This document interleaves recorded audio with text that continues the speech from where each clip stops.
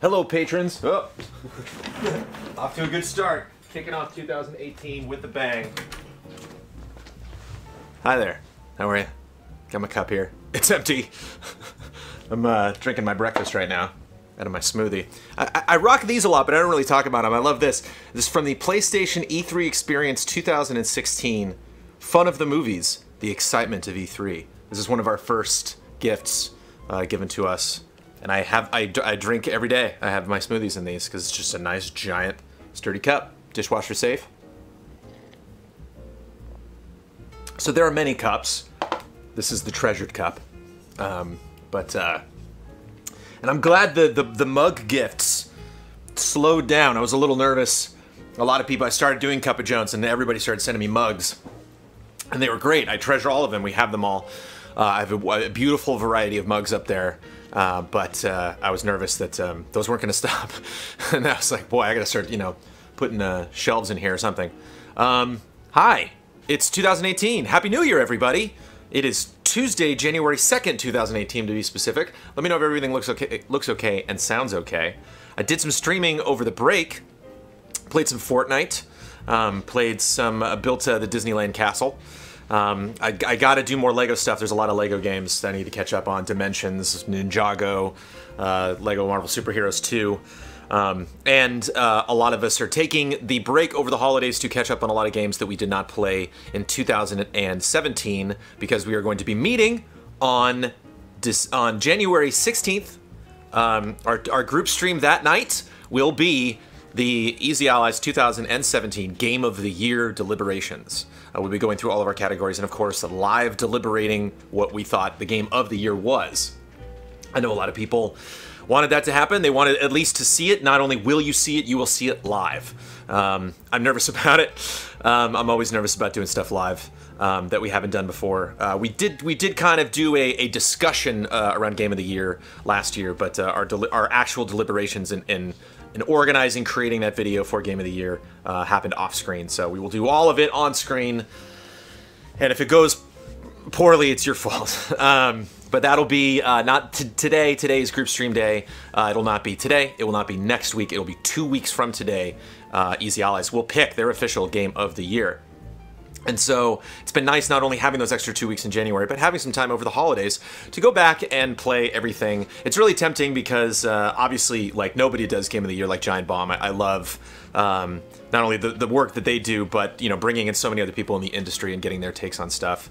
And so it's nerve-wracking seeing everybody put up their Game of the Year stuff over the holidays and be like, we're late to the party. But it's something that we really care about, and it's something that now that we're at Easy Allies and not that thing we were doing before Easy Allies, we want to experiment and try different things with Game of the Year, and we only get one shot every year to do it. And so it's fun to try new things. Maybe this live streaming, the actual reactions won't work. Maybe that won't be good. Maybe we'll get some feedback from people that didn't like that or have suggestions about way we can improve that in the future. So hopefully our Game of the Year discussion, deliberations, and produced videos will get better and better as we do them year after year.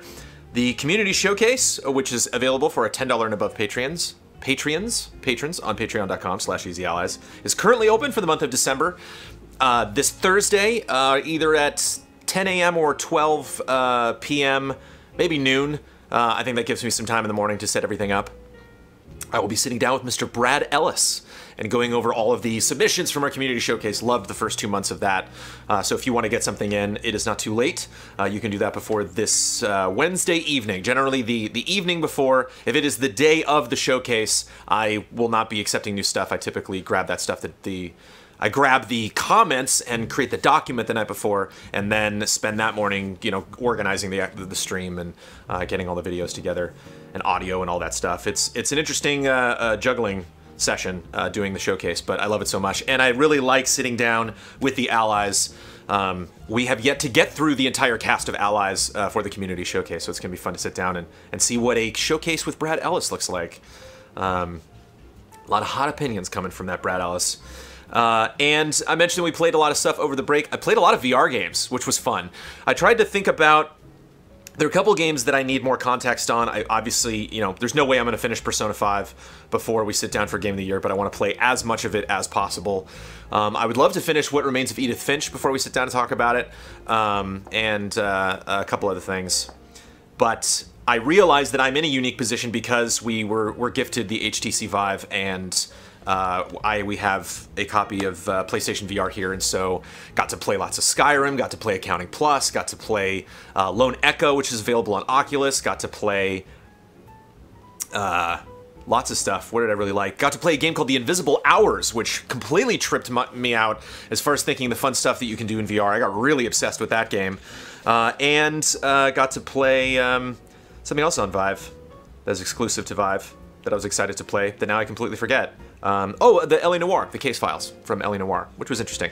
And so we're debating about doing not only our Game of the Year and possibly, we can talk about this coming up, but possibly anticipating stuff for 2018, but also what we played over the break and, what our breaks were like. I know Bloodworth wanted to put a video like that together, so stay tuned for details on possibly doing that. If that doesn't happen, then I will do a little VR sesh, a little discussion next week and talk about all the fun stuff that I played in VR.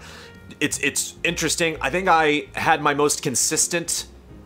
I think I was in VR for about an hour and 20 minutes, and I mean, like, I've played VR games for several hours, but I mean, like, didn't even raise the goggles up to take a drink. Like, I was in VR for like an hour and a half, and I'm sure some people, I'm sure, Steve Blomkamp, and I'm sure there's some people around us who are like, hour and a half. Like, I'm sure if you do a lot of VR, that's not crazy for you, but that was crazy for me. I had not done that. And it was funny, Amanda described me like Doc Brown from Back to the Future after I come in the house after VR, because I have this like crease around my head and like my eyes are bloodshot and my hair's all crazy and I'm just like, Marty! I come in like, Invisible Hours, Amanda, it's amazing. Tonight's group stream will most likely be Dawn's Design Challenge Returns, currently garnering 50% of the vote on patreon.com/easyallies. We're going to sit down and play some Dawn Casanova design creations. Checked in with Don. He said he's going to be there tonight, so definitely looking forward to that. Anything focused on Don, I think, makes a dynamite group stream. So there we go. I took a break for the first time since the beginning of October, I think is when we started doing Cup of Jones Weekly. I think the now weekly Cup of Jones, we've produced more than the original run of Cup of Jones. I think the weekly is now taken over. Weekly is the new hotness. So thank you so much for everybody being really sympathetic with... getting used to this format, obviously changing the format, not having questions up and stuff like that. It's definitely been very helpful, and I've been very proud to do this every week. Took last week off, and it's going to be fun to see what our streak will be like. I think we have almost a 3-month streak of continual Cup of Joneses. So let's see if we can get to April without skipping a beat. I wonder if we can do... Yeah, the week of the anniversary will be tricky. Ulf himself, jumping into feedback. Ulf himself asks, would you consider removing the $10 patron lock on the community showcase post after that stream is over? Several times during the stream, you tell people to go check out the post if they want links, etc., but it's locked for everyone except the people who can already submit to it. Didn't think about that at all while I was doing the community showcase. Obviously, if you're watching the showcase, everyone can watch that. If you want to submit to the showcase, that's $10 and above. That might be an easy way to do it, Ulf. I will think about that before Thursday, and I will either make that submission free for everybody after the showcase is over, or maybe that morning, because we will no longer be accepting submissions. That seems like an easy way to do it. I don't know if that messes things up via Patreon, if you can change stuff like that after the fact. I know you can, but I don't know if that'll mess things up, messaging for people or access for people. Or if there's a better way to do it, maybe make a post on our forums, but basically, if you're watching the showcase, which will air again this Thursday, likely at noon, with Brad Ellis, you should be able to go and see the stuff that we're watching, if it is longer than the 3-minute cutoff, or if there's other elements, or you just want to, you're like, that was cool, I want to share it with a friend and get that link. Brandon K. Gann, while January will have the GOTY deliberations, I was curious if yourself or any other allies are willing to do a video podcast stream sometime in the month where all of you want to go over the games, events, etc. you want to see in 2011. And I'm not sure, Brandon, if you mean things that we know are going to happen in 2018 or have been rumored or that we haven't been seen release dates yet, or if you want us to invent things that we want to see in 2018. Not a defined countdown or our X number of games to watch type of deal. Is this too much work? Probably. It would be a nice preview for the upcoming year, and it'd be a nice touchstone to go back 1 year from now and see how all of your feelings, hopes, dreams, opinions have been shaped over that 12 months. I believe it was Ibrahim that jumped on in the comments with Brandon and mentioned that we do this typically on the podcast, but that only concerns the allies that are on that episode of the podcast at that time. So this might be something fun that we can do. Generally, our predictions for 2018 or things that we want to see. So I will keep that in mind. Speaking of Ibrahim Sozer, I just wanted to talk about the meaning of average. Average doesn't mean 2.5. We were talking about review scores. Average doesn't mean 2.5 out of 5. There are different types of averages: mean, median, and mode. Mean is a sum of values of a data set divided by number of values. EZA mean is 3.85. Median is the middle value separating the greater and lesser halves of a data set, which is 4. The last one, mode, is the most frequent value in a data set, which is 4. Usually the average that everyone uses is the mean. So the average score for EZA is 3.85. I apologize for using mathematical terms when discussing Easy Allies reviews, but it brings up a good point that when you're talking about reviews and you're talking about scoring, it's tricky to adapt it to straight math. It's tricky to take people's different scoring methods and convert them into a 10-point or a specific, as we're saying, average.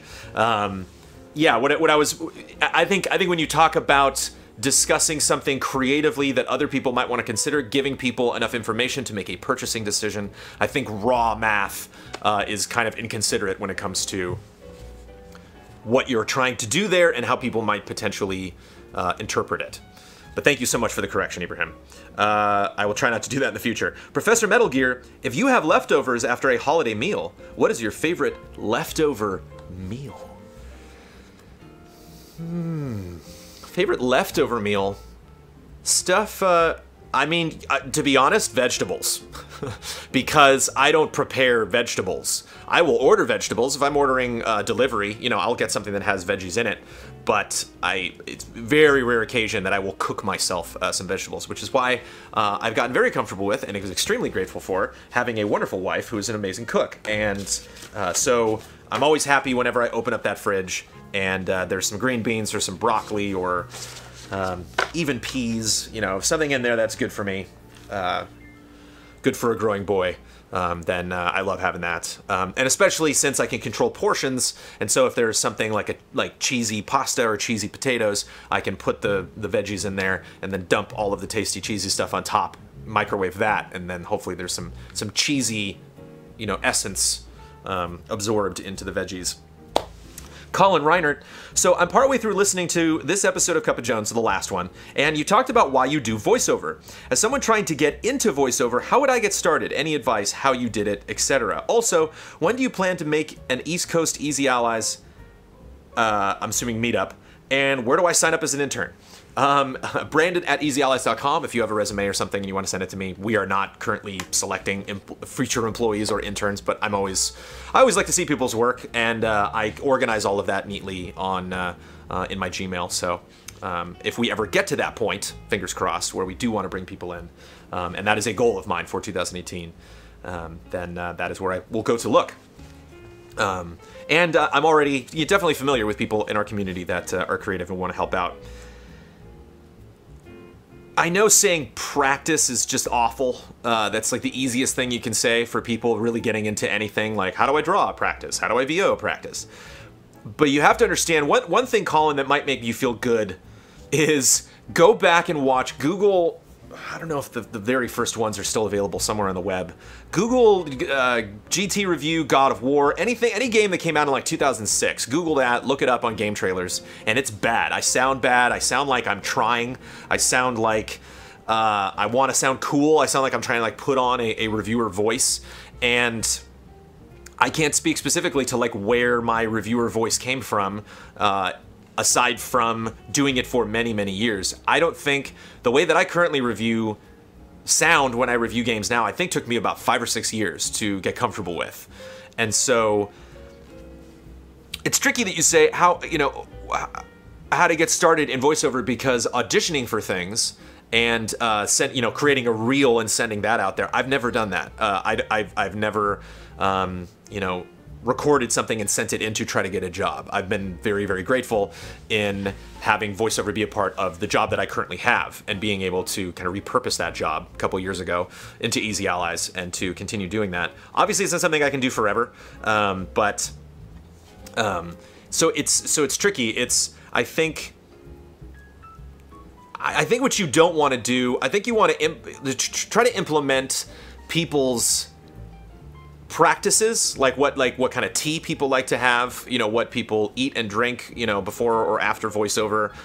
Maybe definitely, look for smart tech that people will buy, or ways that they'll kind of jerry-rig stuff to create a voiceover booth. I'm very fortunate to have my old voiceover booth back, but there's lots of ways that you can kind of like hide yourself.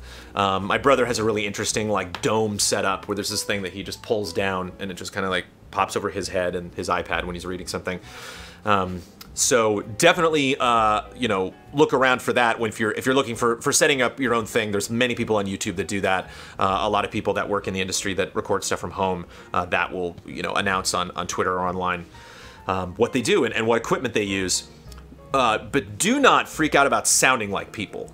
Don't hear somebody and think, I want to sound like that person, because again, that's where the trying came from. The back color lights, I don't do those for Cup of Jones. Any reason they stopped using the lights on the Easy podcast? We still use the lights. I don't do them for Cup of Jones though, just to make Cup of Jones look a little different. And I'm so close to the camera that we don't really need like a lot of backlight. So yeah, I think what you need to do in voiceover, voice acting is a totally different thing. Voice acting is I am not me, I am this monster, this dinosaur, this, small child or old person, or possibly an accent that I don't have. But voiceover, specifically narration, which is what I call what I do, you want to find your own voice, and you want to get comfortable with your own voice. And for me, getting good at voiceover narration has been the primary talent. The thing that I think a lot of people, it takes a while for them to get good at, is knowing what words are important in the text. Looking at a script, looking at a sentence, and realizing, that word right there, that's the word I gotta punch. Or this sentence is kind of a throwaway, this sentence is just merely instructional, and there's not really a lot of emotion behind it, and so I don't really need to sound super interesting while I'm reading that. I can just kind of rattle it off. And you really want to do that with your own voice. You really want to discover what your voice sounds like, what things that it works for. Again, like, I think I have a good voice for reading voiceover reviews, but like, I might not be the best choice to sell you a BMW. I might not be the best choice, to do specific things. Some books on audiobooks that wouldn't be good to read. So, even though I do this a lot, and even though it is a skill that I have, there are still things that I would not be appropriate for, because not only are they like outside of my wheelhouse or my natural, the tone of my voice, but if I were to pretend to do that or attempt it, I would sound like I'm trying. And I think the thing about voices and the thing about audio is you can hear that. You can hear the disingenuousness of somebody that's speaking off the cuff, which is kind of what I tried to achieve here at Cup of Jones. But yeah, hopefully some pieces of there help you out.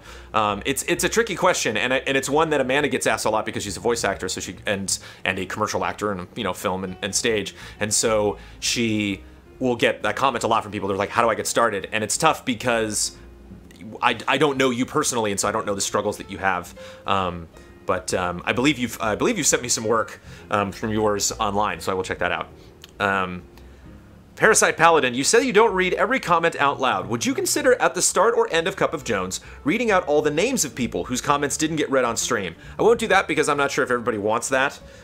Maybe you can weigh in on that in the comments as a form of acknowledging them, or a much simpler way, giving those comments a like from the official Easy Allies Patreon account. I'm all about people getting acknowledged. I did that this time. Any comments on the post from last week, from 2 weeks ago, from the 19th, that did not get included in this show, I gave a little heart. I gave a little favorite. Thank you for that. So thank you always for commenting on stuff.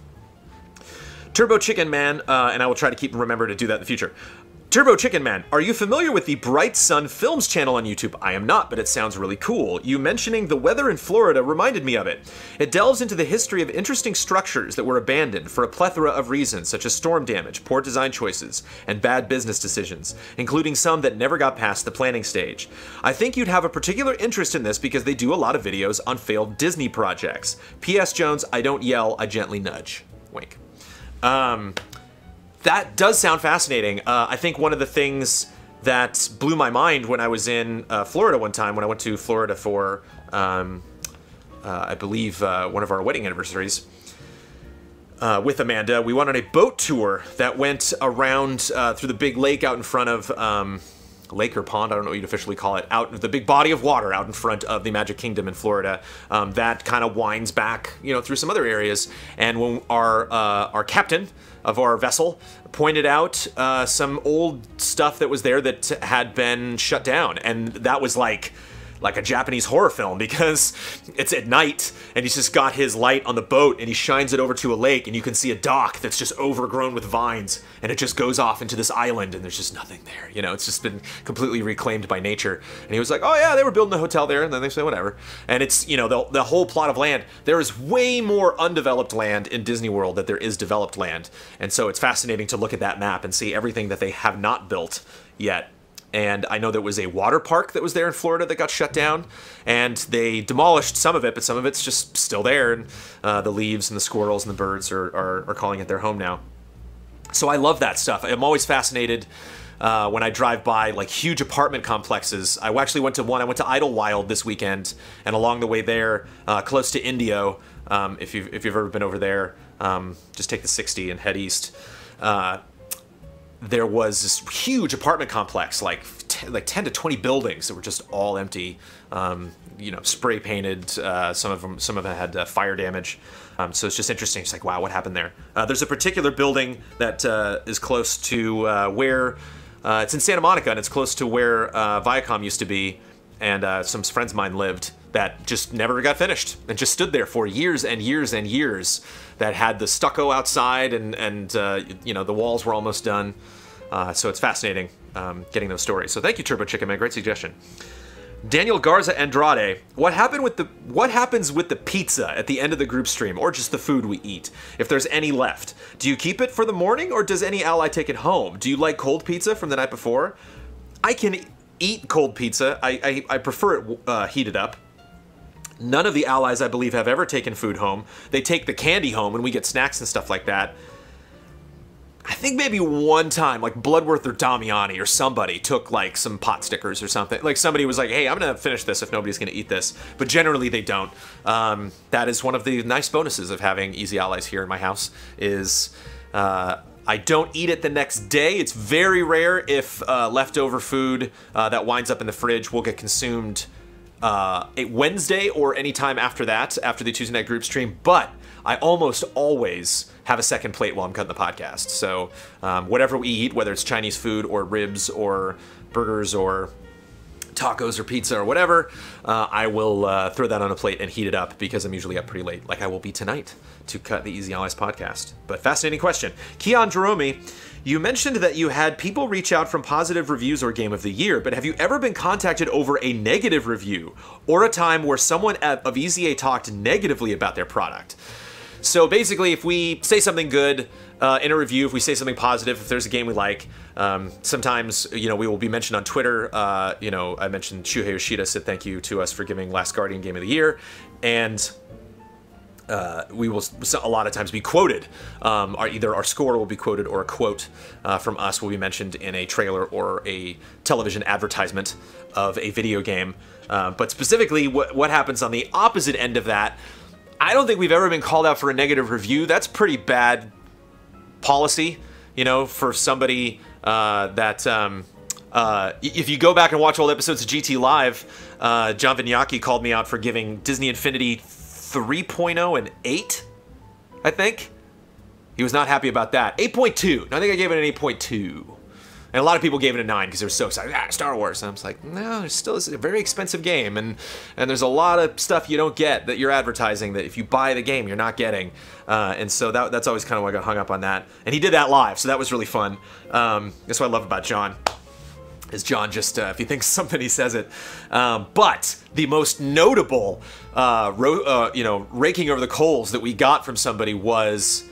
it was a bit unfair because I think it was a really old countdown, but we did the top 10 franchises that deserve to die, and number 1 was Sonic, which is sad because Sonic's had a great year, or a better year than most in 2017. And we said something about Sonic, or I think we put up that video, and then somebody said, well, when you did the review of that game, you actually gave it a positive review.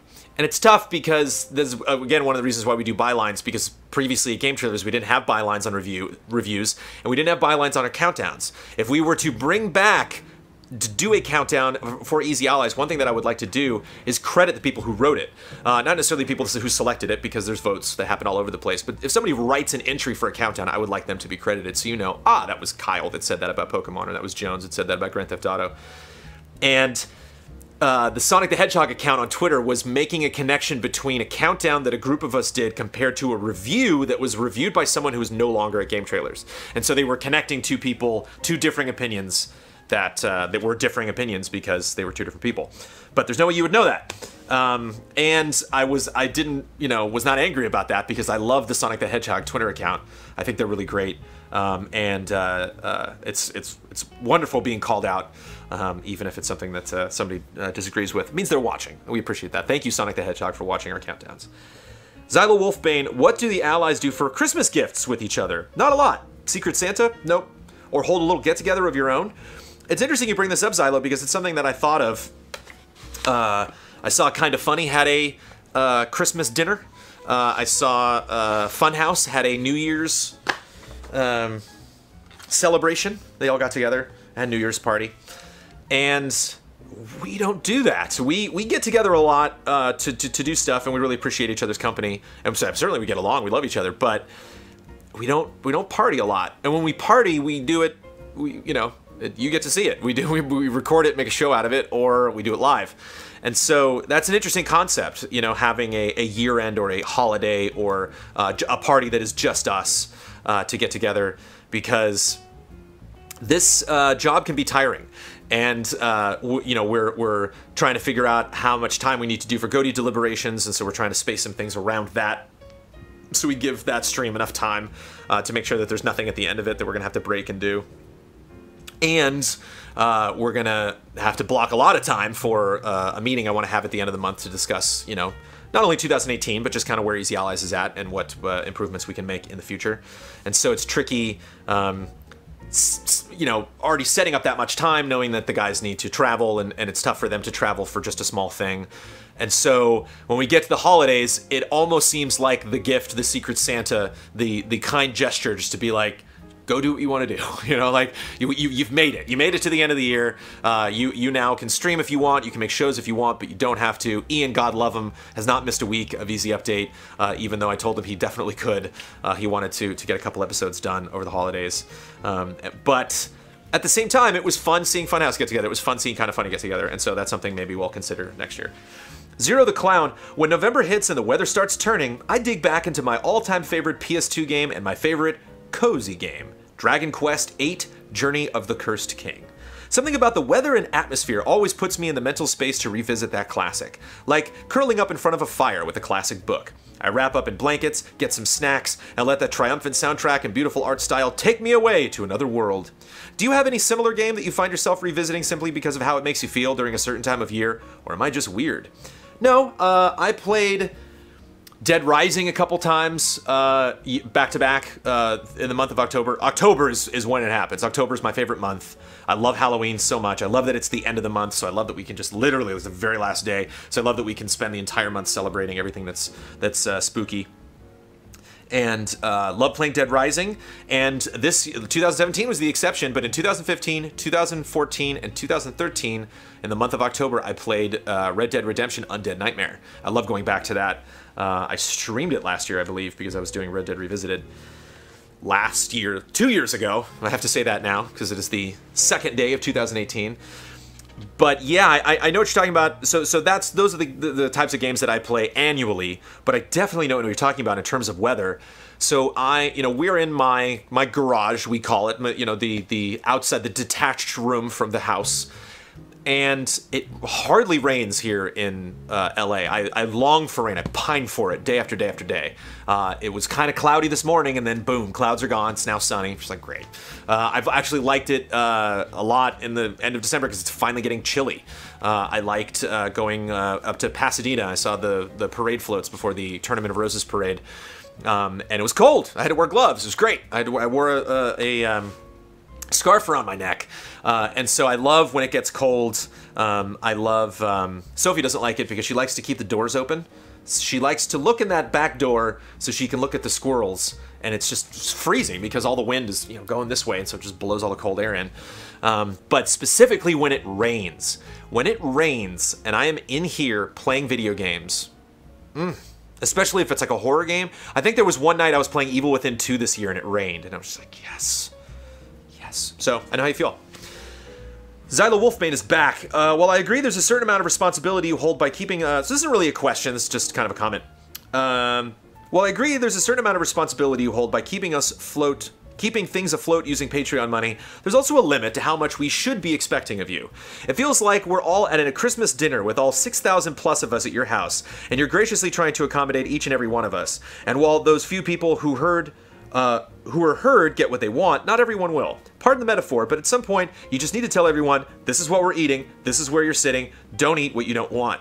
You can't please us all, much as you may want to. I feel as though it'd lighten your burden, as well as eliminate divides within the community, if there were more things we didn't hold control over. Lighten your burden. I've definitely lightened my burden as far as Easy Allies is concerned. When Easy Allies first started, compared to now, my burden is much less.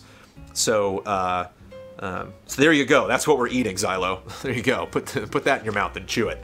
But I know what you mean. That's the balance of Easy Allies. That's the thing that we are continually discovering is where does that line end? How far should we go to please people? We'll talk about that a little bit later because some people brought up some stuff where they're like, I don't like this, change it. Actually, boom, it's the next question. Ibrahim Sozer. Let's just jump right into it. There are a lot of people that don't like the setup of the forums and want something more like a classic setup of a forum. Any chance this can happen so people can use the forums? People don't even like the pagination. Pagination? I'm assuming is how you pronounce that. So yeah, people don't like the forums. I am the last person to ask as far as how forums should be built. I don't spend a lot of time on forums. I spend a lot of time reading forums. I don't spend a lot of time engaging. It's bad. It's something, I don't know if I would go as far as to say it is what are they called? Resolution that I want to do for 2018 to spend more time in the forums. I would rather bring some people in that help us communicate the important things that are happening in the forums because more time I spend reading stuff, less time I spend producing, planning stuff.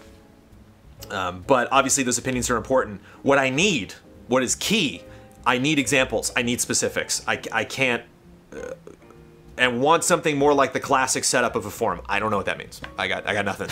And it's tricky because, I'm sure there's a lot of people who like the forums, and so you make big changes to the forums, then you got those people who are like, hey, so maybe we can do a vote. We've talked about that last couple months, and we will be discussing that. Maybe something we can do in January or February to have something on Patreon or have something on Twitch or have something company-wide that addresses potential concerns that we have from our community and tries to get as many of them to vote and weigh in on that stuff as possible. So maybe we will bring up forums and see what people think. But yeah, not only, let me know not only what you think. Was the last Gundam stream in October? I don't know when the last Gundam stream was. I think we're going to be scheduling that tomorrow, so look for it on the schedule soon. So yeah, I would not only need, hey, I wish the Easy Allies forums were more like this forum, but I wish the Easy Allies were more like this forum because I like this about this forum and this and this and this.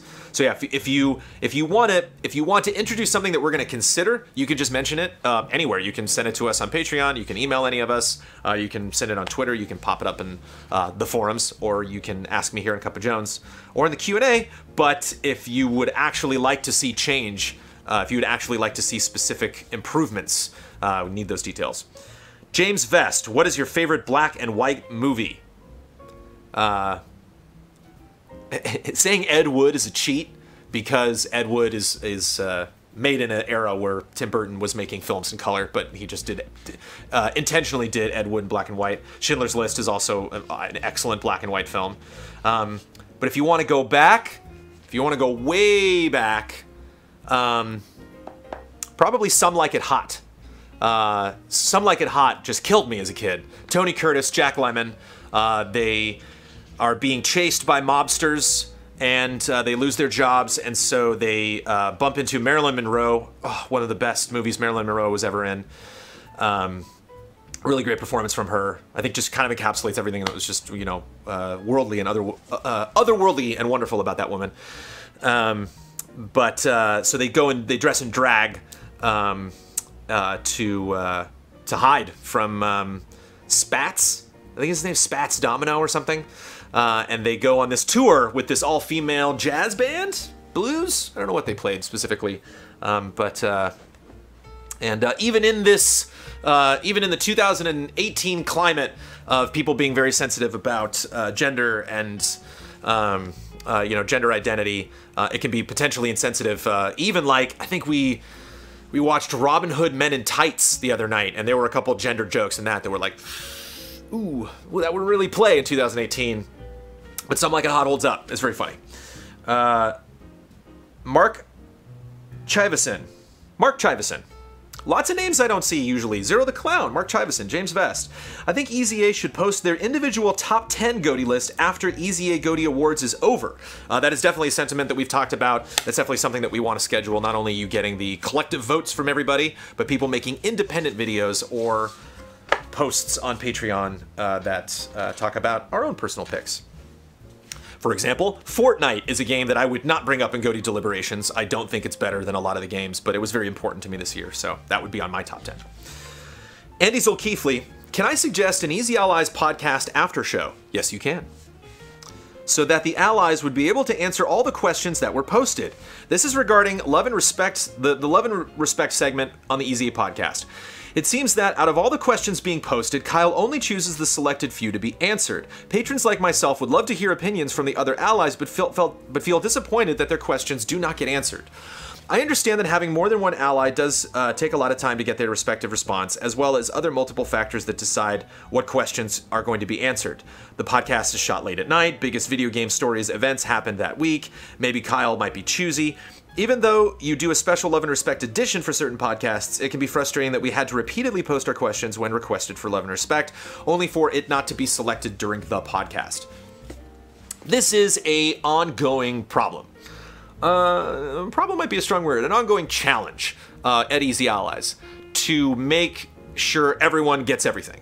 One thing that I've actually been very grateful for, if you go to Kinda Funny Live, they have so many fans that when they have a meetup, it's the Rooster Teeth method. They have a queue line, and so they have everybody standing at a table. You get in line, you meet them, you move on. That's it. Like that's your time with them. We've been fortunate to have a manageable enough sized group that when we have meetups, we can just kind of roam around and talk to people.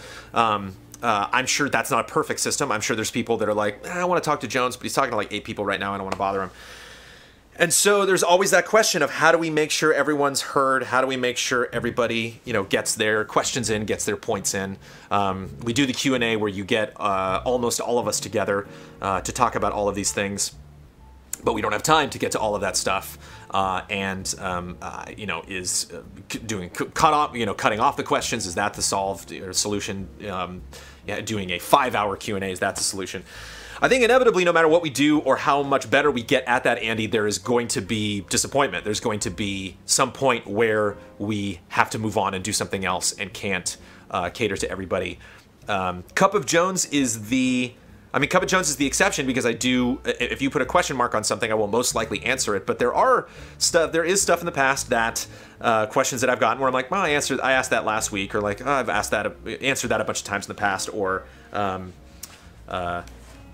I don't know if this has really ever happened, but if it did, like, that question's kind of offensive or kind of misses the point, and so I don't want to, I don't feel like addressing that, which is nice now that I'm favoriting all the stuff that didn't get in there. So if you see a little heart underneath your question, that means thank you for the question, or thank you for the comment, but I will not be specifically addressing it in Cup of Jones. So all I can say, Andy, is it's I know it's something, you know, Ben manages the Q&A. I know it's something that Ben has been trying to put forth possible solutions toward people that that feel neglected like this, that really want their question to be included, can put a little extra effort in and find the right time to get that in and increase the likelihood that their question will be received. But I just don't think there's a way to solve this 100%. Benny Samuelson, regarding reviewing worse games. So I mentioned this before. We were talking about review scores, and I said that we don't review a lot of really bad games that are out there. Really, really bad games. VR is a great example. I was, you know, perusing the Steam library over the holidays, being like, I want to play some VR games. And man, there's a lot of VR stuff on Steam. And who knows if it's good or not. I mean, I read reviews, I watch trailers, and like, I can't tell if something's going to be worth the money or worth my time. Regarding reviewing worse games, I don't agree with you. I think it adds a mix to the reviews that is important. I agree with that, Benny. Watching Angry Joe ramble about mistakes in a funny way for an hour can be very entertaining. You don't need to make those kinds of long-form reviews, though. I agree that it isn't the best use of your time when it is limited, but I think you should definitely consider a way to review more games from the entire spectrum in the future. Maybe they could be shorter and not as production-heavy to save some effort. The shorterness is tricky because we ran into this problem at Game Trailers, the idea of doing like a different kind of review for this game. I think it's kind of insulting. You know, it's like, if we were going to review any game, we just review it. You just do a review. And if it's a short game, you do a short review. If you've got a lot to say, you do a long review. But the idea of being like, this is a baby review for this baby game, I don't like that concept. But I agree, Benny, that to help solidify or clarify the review message of Easy Allies, to try to get across how we feel about games, what games we prefer and what games we don't, and why. It helps to have, not to incur the wrath of Ibrahim for another episode, but as far as addressing possible mathematical terms, but if you were a scientist, you wouldn't want to just have positive feedback all the time. You wouldn't want to have positive results. You want to have negative results too, so you could weigh everything together and then come up with, like you're saying, a clear message, you know, of us addressing things that are bad. I love reading bad reviews. I love it. If I get a script and something is below 3 stars, I get so excited to read it because it's passionate and because, you know, like I said, there's a lot of text sometimes in reviews that there's not a lot of emotion behind. It's just the reviewer being like, before I make my point, I need you to understand A, B, C, and then my point is D. So by the time I get to D, that's where I really put my heart and soul into it. That's where I really try to put some emotion into the reading.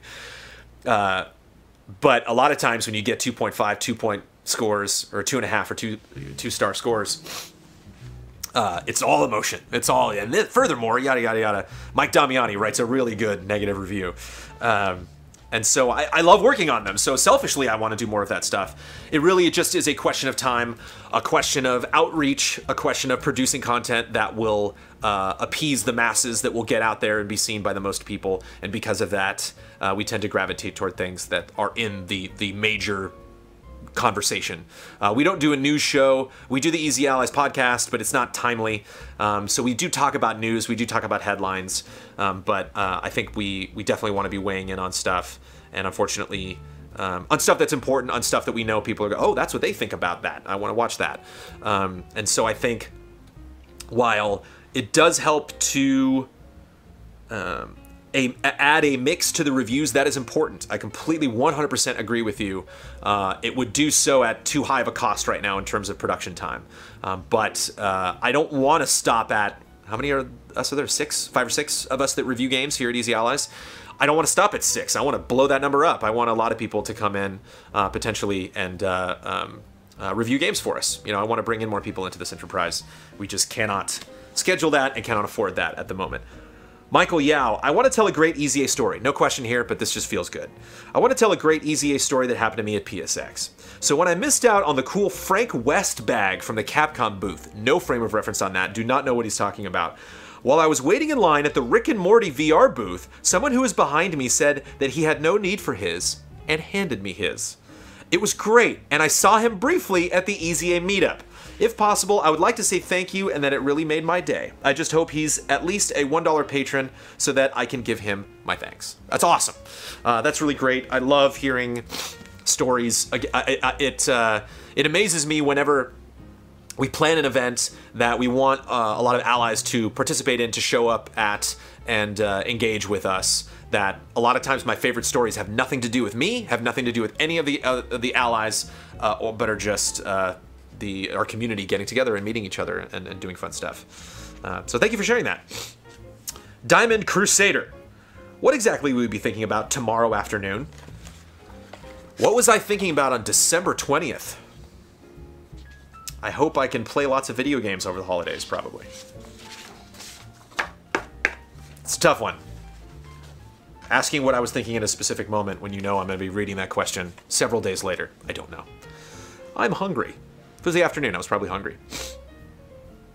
IXI Club, or IXI Club, again, a name I don't usually see. Just a thought, why don't you try extending the fade out by a few seconds at the end of every stream instead of manually clicking after you take a drink? Then you can close every episode with your signature cheers, take a drink, as the feed fades away. Yeah, I could do that. It wouldn't be, I can't do that manually with an XSplit. I would have to create a video in After Effects that doesn't do anything for a while and then brings that in. I could maybe do that. There are graphics, in graphics in general, you can see one thing that I added. Here, check this out. I added, hey, Cup of Jones will start soon. Little text. So I added that. I didn't have, because I saw a lot of people would tune in. They're like, I haven't watched Cup of Jones before. And they would tune in and see that logo and be like, what? Is this it? What's happening? And so I wanted to put something there, and I was like, oh, maybe I can like take a picture of the coffee, you know, the coffee machine, and have the mug next to it, and be like, Cup of Jones is brewing. Just a moment. And like that would involve me going over there, taking a picture, bringing it into Photoshop, and doing that. And whenever Cup of Jones happens, I sit down and I go, oh, forgot to do that. So yeah, graphically, Cup of Jones is something that I want to improve over time, and add some more stuff there. Yeah, I miss saying cheers and then having it fade out immediately, but it's a sacrifice I'm willing to make with currently applying my time to other things. But thank you for the suggestion. That will happen someday. Is it this year? Is it next year? I don't know. Mr. M, have you experienced the dream that is mango nectar? Even if you have, I strongly recommend getting some and consuming it immediately. Well, I'm going to go to the market right after this. I do that every Tuesday. I pick up some supplies to put into the fridge. Your San Pellegrinos, your Arrowhead waters, your Coca-Colas in cans. Maybe I'll pick up some mango nectar. I must have had mango nectar at some point, but Mr. M is very excited about it. So I will hopefully do that. If I don't, maybe some patrons at home can be like, oh, the dream, the hope is that someone watching right now is that mango? Yeah. I wonder what actual mango nectar would taste like. But I wonder if somebody just got mango nectar in their hand. They're like, how did Mr. M know? Robert Larson, how was the meetup at this year's PSX? Was wondering if you will arrange these in the future also. Oh yeah, PSX, as long as they do PSX, and as long as the PSX is local, we will definitely do a meetup. I'm from Finland, and I was planning on coming to PSX next year and hopefully join the possible meetup at the same time. So yeah, looking forward to meeting you next year, Robert Larson, if you can make that happen. You can count on a tiny meetup at PAX Prime every year that when I go to. I might not be going to PAX Prime this year. I kind of want to send some other people. We did a panel this year, and I would love to do a panel at PAX next year. Whoa. We did a panel at PAX last year. I'm looking forward to doing a panel at PAX Prime this year, or PAX, it's not called PAX Prime anymore, it's PAX West? PAX West. And I also do one at Comic-Con in San Diego every year. But the big meetups are obviously the anniversary event at the end of March, which, man, there's all these weird conflicts. There's just a lot of stuff happening around the 21st of March, and so We're trying to figure out what would be communicating with lots of different allies and trying to figure out the best time to do that.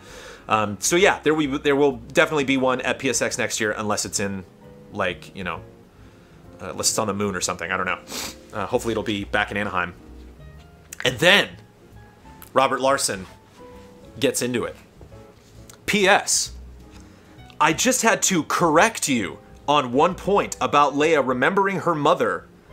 It's about how Leia remembering her mother is impossible in Return of the Jedi. So we were talking, again, Return of the Jedi spoilers, everybody. But I brought this up when we were talking about spoiler mode because I have issues with The Last Jedi, but I love debating Star Wars. I love talking about it with people. And that's kind of actually been frustrating for me emotionally, that a lot of people are not receptive to other opinions. Because I'm certainly receptive to opinions that other people have about Last Jedi. I love it. I love that a piece of work in any franchise can be so divisive, but I love that specifically in Star Wars, I love debating this stuff. I love defending the prequels. I don't like the prequels, but I like pointing out things that I do like about them, and possibly being like, let's figure this out. There's got to be a reason that Luke has made that decision. And I mentioned that this is a topic I hear come up a lot. So at the end of Return of the Jedi, near the end, Luke and Leia are in the Endor village, and Luke asks Leia, "Do you remember your mother?" And Leia says, "Just images." She says, "She was very beautiful, but sad." And Luke says, "I have no memory of my mother." That's interesting that you remember your mother, because I do not remember her. And Robert says, "You mentioned this in The Last Jedi spoiler mode. She's talking about Mrs. Organa, not Queen Amidala." How do you know that? Again, the details, man. Is that mentioned in, like, a book? Or it's certainly not mentioned in any of the movies. I mean, it's certainly not mentioned in Return of the Jedi. I think that might be your take on it. I think that moment is kind of, like, dull, if that's the case.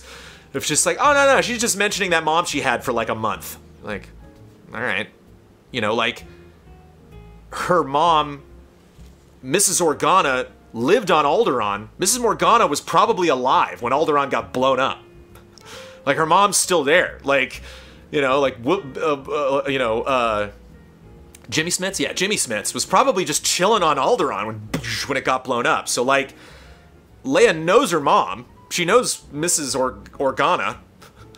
You know? Like, she's, like, grown up with her. So it's not like, yeah, I kind of remember Organa. It's like, she's probably still alive. Like, I don't know. Again, these things might have been addressed in an expanded fiction. So if there's some novel out there that disputes that, let me know. But if that's just your take on it, I'm not saying you're wrong. I'm not saying I'm right. I'm just saying you can't be definitive about that, because who the hell knows? I think it's more poetic and interesting, much as we've discovered that Leia might have some innate force in her that has yet to come out. That's kind of how that's a force power that she has, is that connection to her mom, that even in birth, even in just that quick fleeting moment. And Luke's like, fascinating, I don't have that. Kind of reminds me of Interview with the Vampire, when Lestat's like, read his thoughts.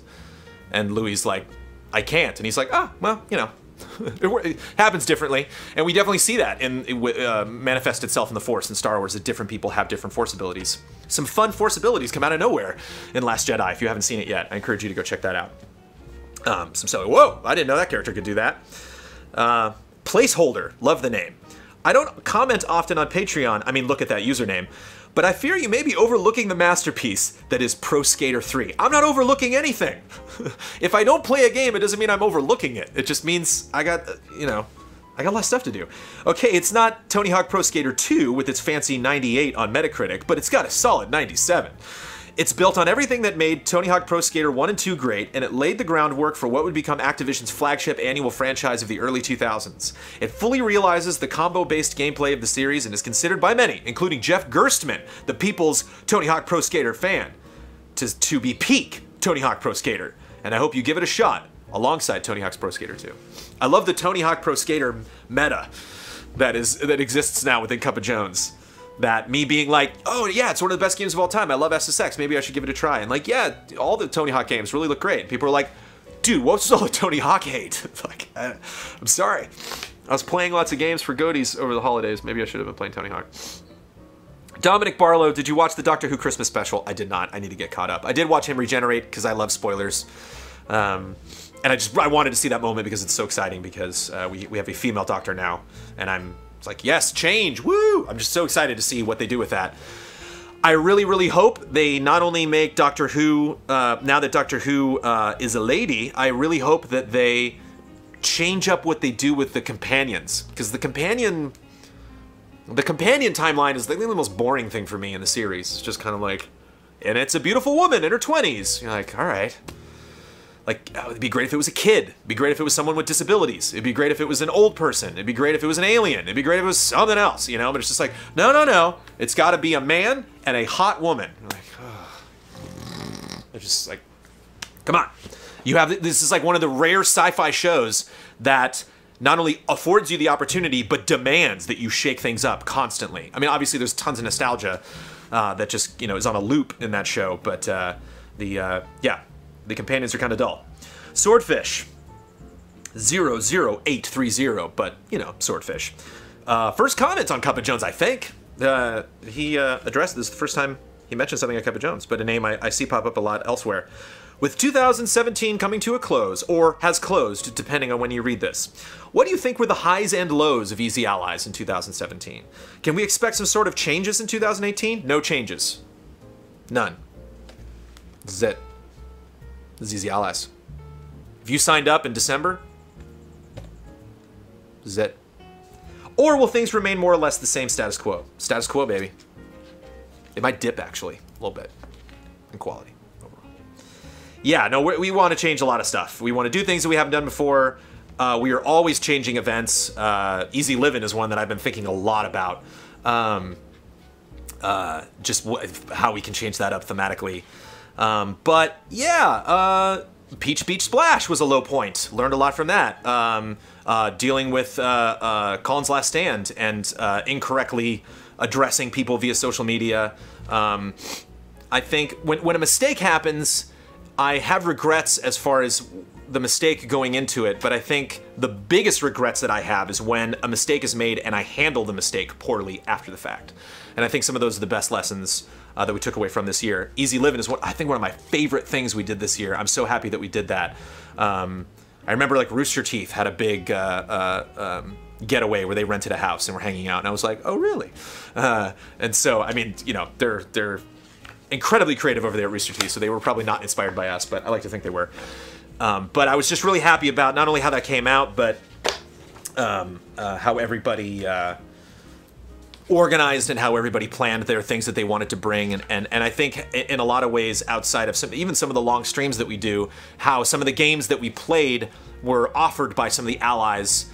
Ben playing Mega Man, Ian playing, Symphony of the Night, me playing SSX, Huber playing Resident Evil 2, us, showing something and really having the time to do it, and showing something that we were big fans of. And we already have lots of ideas about improving Easy Living the next time we do it. I think one big take was less games, more time with one game. Because there's just a lot of changing out and a lot of people would be gone and then they tune in and be like, oh, I love this game, and now there it goes. So that's something that we could potentially change in the future. And obviously, probably one of the biggest highlights was our concert, which is crazy to think happened in 2017. I saw some people at the end of the year, they were like, the concert was one of my favorites. And it was like, man, that was just a year ago. We've only done that once, haven't we? So, second anniversary coming up. We will get details to you as soon as possible. Scott Vandegrift, how are we doing? As far as... we got 2 more pages? 2 more pages, everybody. It's an average episode of Cup of Jones today. Scott Vandegrift II. When showing off smaller presents, tournament prizes, and similar items, would it be possible to add a separate camera off to the side, like the close-up cam during Gundam streams, or like when card games are streamed? It's hard to tell what I'm being shown a lot of the times with the current setup. I've also noticed the majority of your videos are significantly quieter than what they used to be. That's fascinating. Again, I need examples. Let me know. Again, when you have something where it's like, I've noticed your shows are quieter. It's like, where do we even begin to solve that? I don't know what shows you're mentioning, so now should I watch every episode of every show and then watch every... it's like, if that is actually a concern, if that's something you want us to do, be like, watch this episode at this running time, then watch this episode at this running time. Doesn't it sound quieter? And then, oh, okay, then we can figure out what happened. But if it's just a general, you know, make the forums better, make the garage look less garagey, make your videos louder. It's hard to really apply that. It's not a big deal, but still a minor nuisance. Finally, regarding the format of your Far Cry 5 preview, I dig it. Matt Curran didn't like it. We'll get to that in a second. One thing that I want to do, that I want to discuss with the allies later this month, that I want to make a thing, it's clear that Mike Damiani loves being on the controls for the group stream. I love having him there. I loved having Ian on the controls or Don for GT Live. I love having somebody, obviously, at the wheel, you know, somebody that is really engaged with chat, that is, you know, technically managing when the stream dies, when the frame rate dips, when audio's not working, that can make those changes, that one of us doesn't have to step up and walk over there. So while I think it's unfortunate that you don't see a lot of Mike Damiani because he's behind the camera, I like having him there. I'm stoked that we've given him a mic now, that he can just kind of lean forward and, you know, activate his mic on the mixer and talk to people on the stream, but you probably want to see him, and so that's something to think about, you know, having a USB cam over there when we do streams, and then maybe using that USB cam for presence. The hard part is, and it's the big thing when we move into a studio, is that we do streams and we do shows on the same space, and streams and shows are different, require different equipment and a different setup, different mixer, and so it's, when we're setting up a group stream, there's a lot of concern over, like, well, we're playing with the Dreamcast tonight, so let's just make sure that works. Like, we're going to be playing 2 different consoles tonight. We're doing a tournament. We don't know how the bracket's going to go. We're doing Hall of Greats. We got to figure out that format. There's a lot of prep that goes into the group stream, and so adding another element onto it that could potentially break or could potentially not be set up correctly before we start the stream is scary, and so something that we have not been super fast to adjust to. And this is a comment that I've seen brought up a lot. The light that is lighting me right now is in front of the camera, actually, and so when we hold something up to the camera, it goes behind the light and it's not really lit, whereas my hand right now is in front of the light. So if I was like, look at this, somebody got me an iPhone, you can like see it really clearly. Yeah, Scott, something that we need to do in the future. Hold on a second. Got my takeaways here. Let me add that to the takeaway.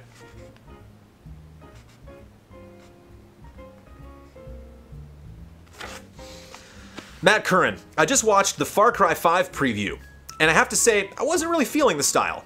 To be frank, I don't really care all that much about what missions you carried out and what you did in general. I care more about your impressions, how much of an impact they left on you, and what they did well and what could have been better.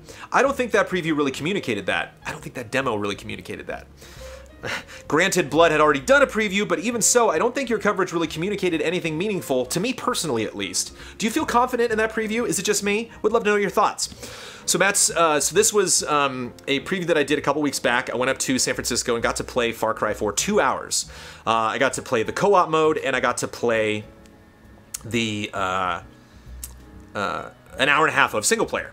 And it was a very open-ended preview, and so I was kind of scratching my head when I came back about, like, how do I talk about this? Because Blood had already done his preview, and normally when I do a preview, I write it, read it in the VO booth, and then cut footage over it.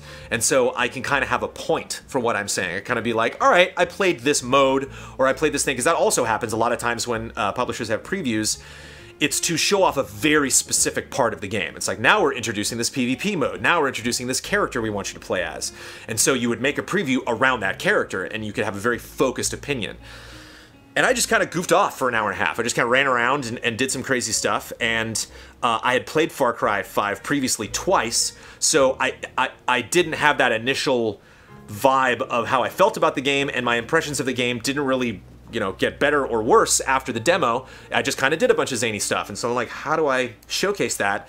And so what I decided to do was watch the footage, go in the booth, and then comment on things that I thought were relevant. And I've actually gotten, I'm not 100% confident in that preview, Matt. It was experimental. I've gotten some nice comments. This is actually the first pointedly negative comment that I got, and I think you worded your concerns very, very well.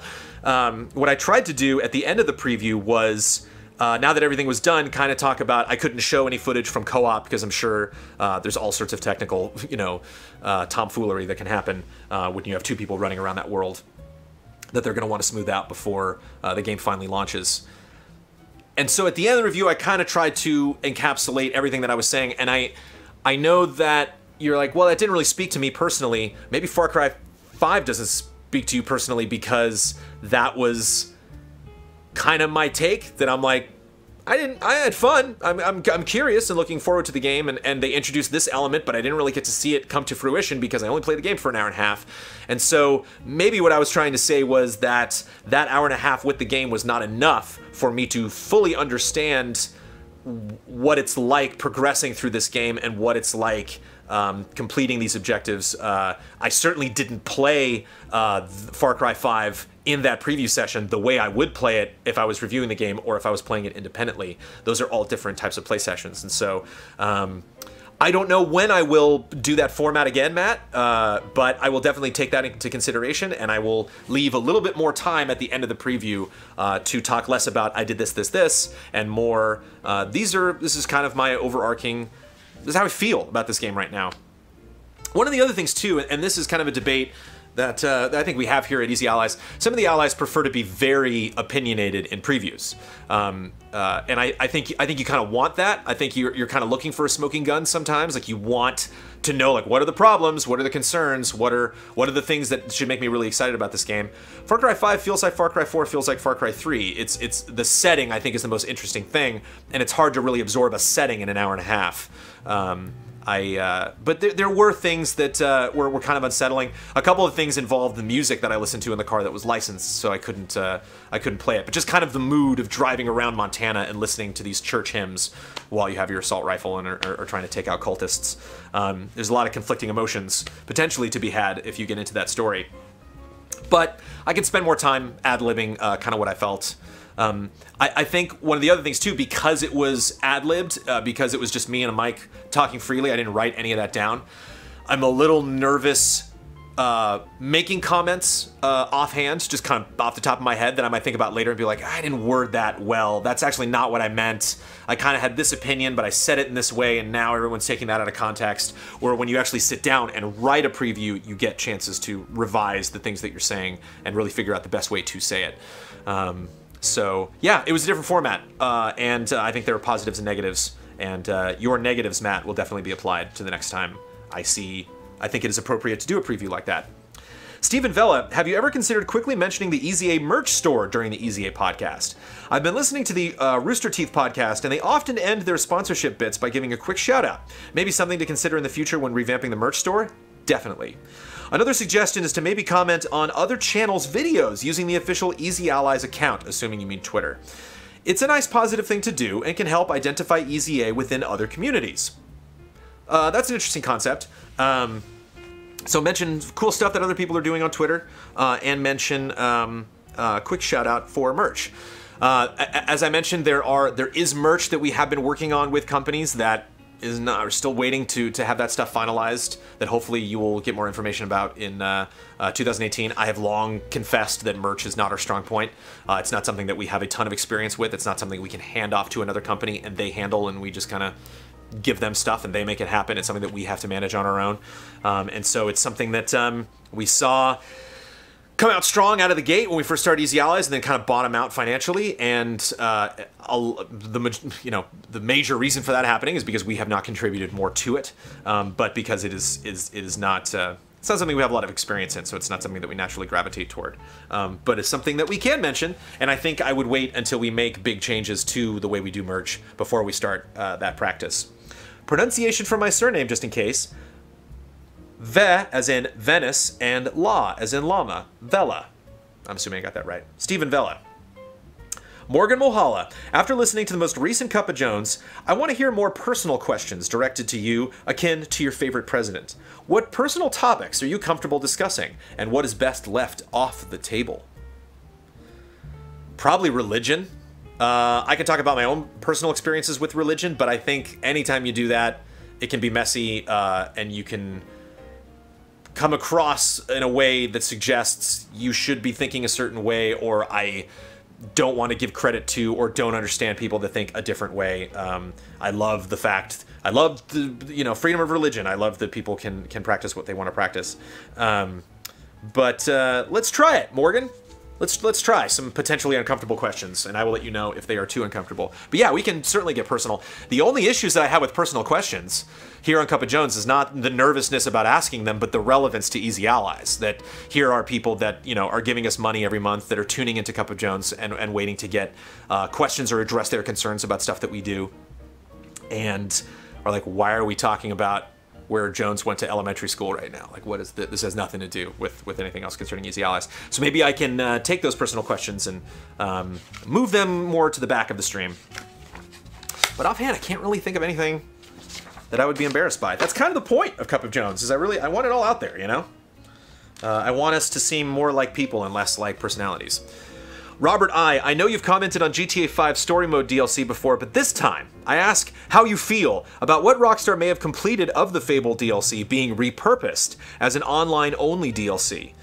The free heist is massive. This is, I don't know what it's called, Doomsday, the Doomsday heist, I think it's called, but also extremely intricate. It is, I say this from my impressions on social media and also how it's been communicated to me via Rockstar, that it's the biggest DLC that they've added to GTA Online to date. I can't actually play it as organizing people together to tackle it is outside of my current abilities, but watching it on GTA series videos has been fun. Specifically, capital GTA series videos, so I'm guessing that's a channel. But do you find yourself in the same boat, being possibly locked out of the update because of the online and crew restrictions? Clearly, it was better for Rockstar to release it at all than not, but I personally am unsure what to think about it, and would love to hear your take. I did a big shift lately in thinking about GTA 5 and pining for, you know, salivating for, you know, a potential update to Michael and Trevor and Franklin, and getting to continue that story, or maybe doing a prequel, or just adding other missions to that game, doing something offline. But I'm pretty much okay letting that go. I mean, Red Dead's hopefully going to happen this year, hopefully going to happen in the next couple months. Still don't have a release date on that. But I'm definitely coming around with GTA Online as far as, you know, when I was thinking about them doing a big chapter like they did for Lost and Damned and the Ballad of Gay Tony, and being like, oh, I'd really want that. It's unfortunate they haven't. It's fine. I'm totally okay with it at this point.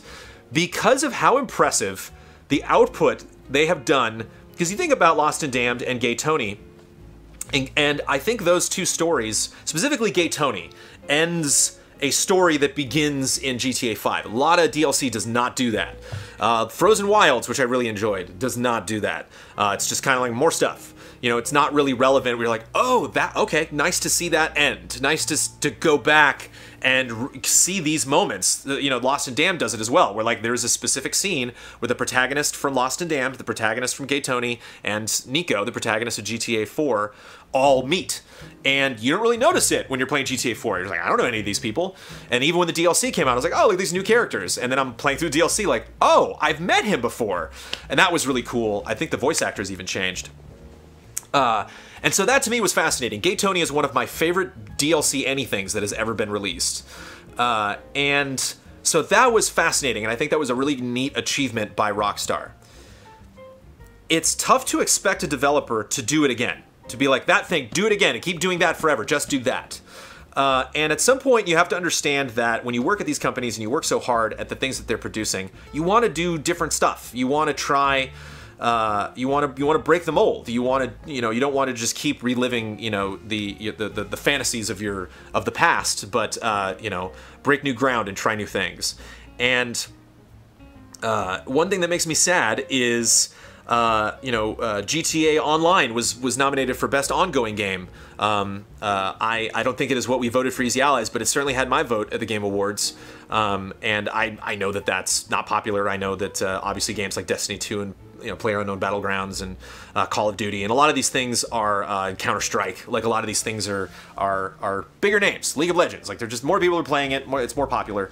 But I think it's just incredible what they've done with GTA Online. I think they've added a lot to that game that you have to work at spending money on with in-game currency, but you still don't need to buy. They're just constantly just dropping more things into that game that you can just play and get.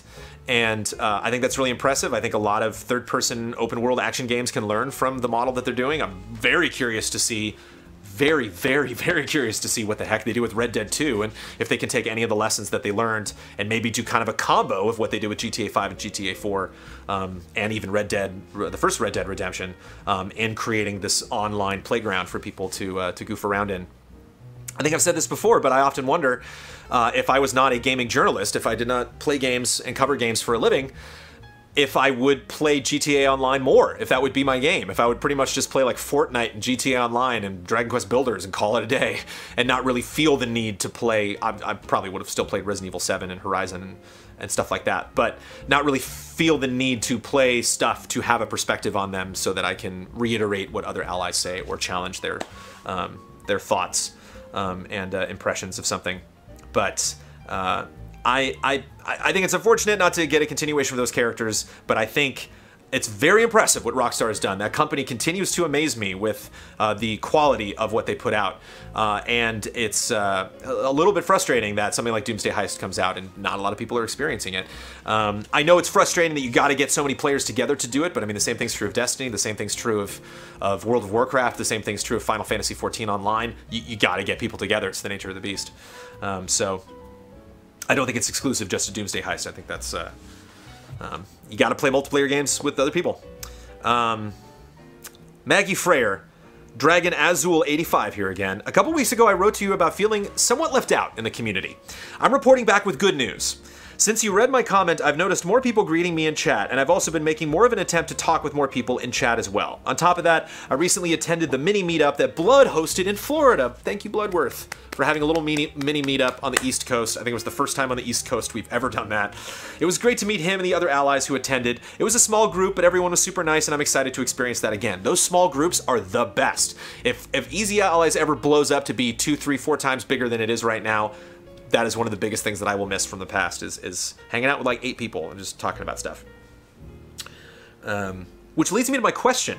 I know that so far EZA has hosted meetups at PSX and also for the anniversary in March. As someone who lives on the other side of the country, I want to try to attend one of these in the future. So, are you planning on making these 2 events a yearly tradition? Definitely.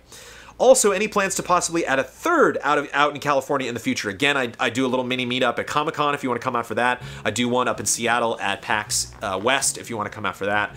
Also, but it would be nice maybe to do like a beach party or something that isn't geared toward a specific event, but it is just an Easy Allies meetup.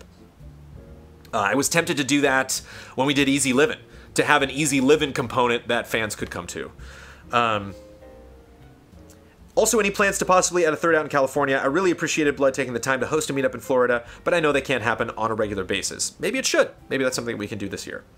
Tim Beshin, final question. What is your favorite scene from A Song of Ice and Fire with Sir Barristan the Bold, and why? I am Brandon Jones. You can follow me at Trailer Jones. I'm going to talk about Game of Thrones for a sec, so if you don't want Game of Thrones spoilers, bye!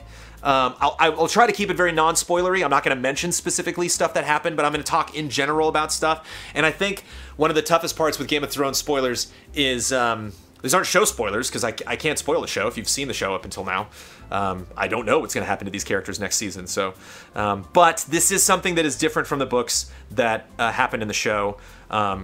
But it's kind of tricky for people that haven't seen the show, even when you say, like, well, I really liked Cersei in Season 6. And you're like, well, now I know Cersei survives to Season 6, so thanks. So anytime I watch that show now and things potentially come up regarding that character, I won't be nervous because I know they show up later. So you can be spoiling something and not necessarily know you're spoiling it.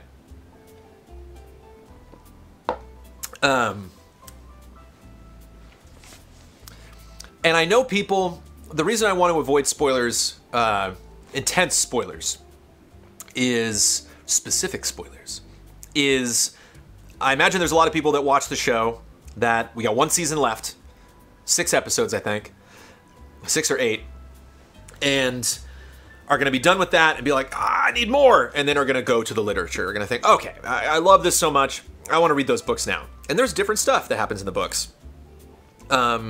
The last book that came out, what's his name? Stannis Baratheon is still alive in the books, to give you a sense of how long it's been. Not only since that book came out, but just the story, just how much has happened in the show. And the character that I'm about to talk about, Sir Barristan the Bold, Barristan Selmy, is dead in the books and is dead. No, he's not dead in the books, I don't think. I think he's alive in the books, is dead on the show. And I was very sad when I saw him die on the show, because that meant that they weren't going to get to do my favorite scene. And they also didn't get to do my favorite scene because it was a storyline concerning Daenerys that they just kind of moved past. Not dead in the books, great. Zephyr Moon is on it. And there's a scene where it happens when Daenerys is gone, when she takes off, which happens in the books and happens in the show. So everyone is in Marine. I can't remember the name. I get all the cities and Essos mixed up. But it's when she's in her temple, and they're all hanging out and waiting for her, and someone attempts to seize power. Thank you, Dragon Azul. Thank you for hanging around. And Game of Thrones really upset my idea of strong narrative. You know, like the idea that I'm going to tell you something should happen. I'm going to guide you toward that, and then I'm going to pull the rug right out from under you. And I'm like, what? And usually it's done like at the ending of a piece of literature, or you know, you think you're building up to a climax and it steers in another direction. It's like the M. Night Shyamalan twist. Like, I'm used to that. But the way George Martin does it is to kind of, and the way Ian puts it, nothing matters. The way he kind of suggests is that, like, don't be attached to anything. That's life. You know, don't don't be attached to anything, but understand that at any point you're going to have to let go of something. You're going to move apart from someone. Someone will die. Someone will, you'll have disagreements. And so one of the issues that I have with the Song of Ice and Fire series is that while that is true, bad news happens way more than good news, especially concerning Starks and, you know, some characters in that are just kind of constantly being dumped on. And the reason I like this scene in particular is because this character, one character is doing something sneaky, and Barristan the Bold knows it, knows what they're doing, can't really prove it, but just knows it. Like, knows it because the evidence, knows it in his soul, and knows the right thing to do, and then does the right thing, and holds that person accountable, and that person gets their ass kicked. And it's the best, because it's just, that never happens. You know, like, even, you know, when other characters happen, when the Lannisters get punished, you know, for stuff that they've done, even some of the moments in this last season, these great, like, oh, you know, that character came back and killed that character. I'm like, yeah, I just don't feel that, like, yay, you know, like, gotcha. Like, it's not the way that those scenes are set up. And I almost jumped out of my chair in this scene and was so excited because Barristan basically arrests someone.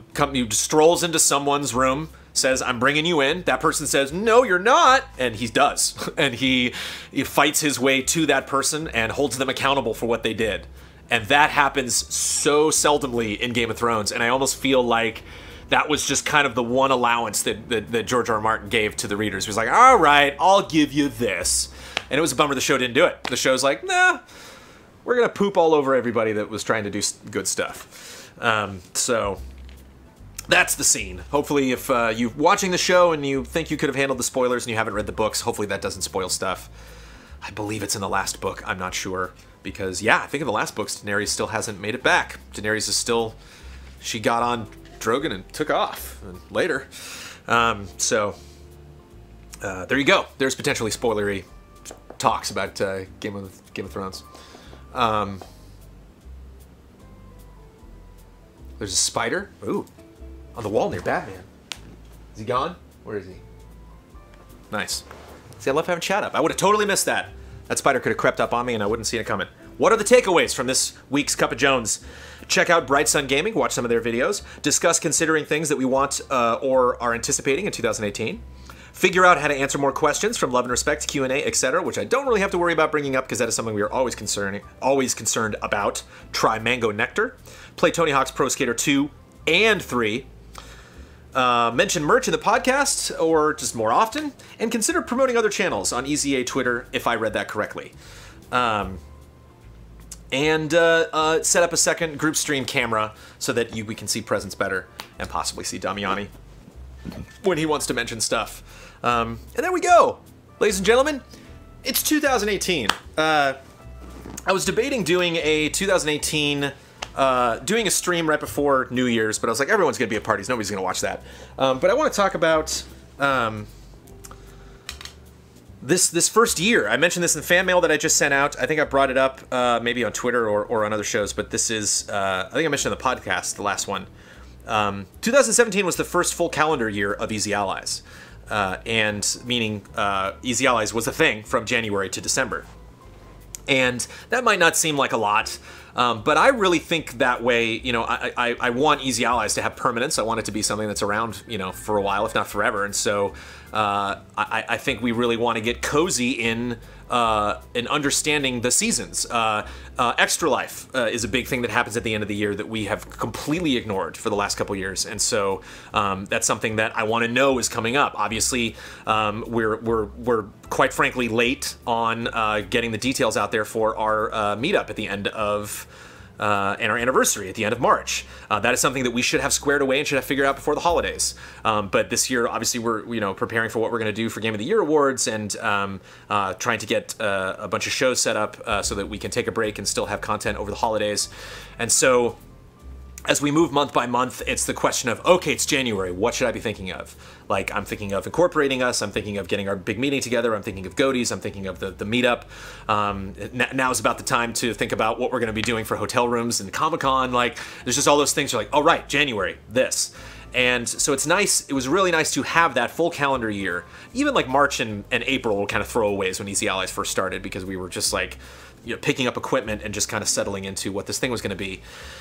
And so I am much more, I was positive at the beginning of 2017, but I'm really pumped here at the start of 2018. Really pumped to do different things. You know, here we are starting, 2018 with a Cup of Jones, 2 days in. It is January 2nd, and here we go, live. The first live anything produced here on patreon.com/easyallies. And it is a privilege to be here with you and to start things off. But I'm really excited about exploring different things that we can do, possibly looking at my job differently and focusing less on features. The Bloodborne retrospective was a huge eye-opening thing for me because of how little time I was available to give it, and to be perfectly honest, you know, moments where I did a bunch of stuff and then had like an hour left in the day, and it was like, I could work on Bloodborne for like an hour, but I really just want to relax, you know, and do something else. And so there have been some people that have been frustrated about that release schedule, and obviously there's a better way that we can do that. But it's kind of what we talked about. I can't remember who specifically. I think it was Brain again made the reference about all of you are over for Christmas dinner, and this is what you're going to eat, so enjoy it. And obviously that's not the tone that we want to take, but at the same time, you know, we ask for a little bit more flexibility here at Easy Allies concerning some things that you don't get weekly, that were special features, Game Sleuth, Box Peek, retros, stuff like that. And so maybe it's not the best thing for me to be doing, to be producing that stuff. Maybe I should be managing that stuff more and reminding people to do that stuff. And because I do Cup of Jones a week, communicating to you more regular updates on some of the special features and stuff that we are doing that is unlike the podcast or Frame Trap or stuff that you can expect on a more regular basis. And so I just want you to all think about that, you know, that we did just get through our first calendar year, that it seems like Easy Allies has been around for a while, but that really was the first full year. And so there's lots that we learned, lots that we want to apply this year. And I'm so looking forward to getting together with the Allies and talking about all of that and getting their opinions, and maybe sunsetting a couple shows for a while, maybe introducing a couple other shows. Had some great ideas, had a couple sponsors that are interested in just sponsoring specific shows. And so we will see what we will do moving forward. But incorporation is important for 2018 more than anything because of the big tax changes, but that's a whole other topic. But yeah, we are Easy Allies. I hope you all had a wonderful holiday. I hope you had a great 2017. I hope you're optimistic and looking forward to 2018. I hope we can get together next Tuesday morning or wherever you are. I saw somebody say good evening right when I started the stream today. So good evening to you. Thank you so much for being a patron. Apologies that Patreon potentially made that a challenge for you. There are a lot of people that are potentially not seeing this video today because they are no longer patrons of Easy Allies because they were scared of the financial changes that Patreon was making and have not since signed back up. And so that's a job that we're going to have to do do some outreach and remind some people via social media and when we bump into them in person, hopefully, and say, hey, come back. Or if you ever wanted to be a patron of Easy Allies, now might potentially be the best time to do it for reasons A, B, C. Lots of reasons, but, you know, specific stuff. Yeah, that's it. That's my ramble. I'm just feeling, you know, maybe this is a naive thing to feel at the beginning of a new year, that you can just go out there and do anything and tackle anything. But I don't have any specific resolutions. I really just want to look at Easy Allies more from a business perspective and a production perspective than be an editor. Be you know, somebody that does the voiceover for everything. I'm still going to do that, but you know, that is always kind of where my main focus lies. And I think when I have a bunch of Easy A work to do, I kind of tend to focus more on the actual production of videos and not necessarily looking at the big picture. So that's kind of what Cup of Jones is all about, the big picture. 2018 is going to be a big long year, and we're hopefully going to do a lot of fun stuff. And hopefully you'll stick around and be along for the ride, and know that any and all of it, everything that you see here, is produced because of the support that we get here on Patreon. So can't thank you enough. Thank you for watching, everybody. See if I can set this up so I can do it so it times correctly. Cheers.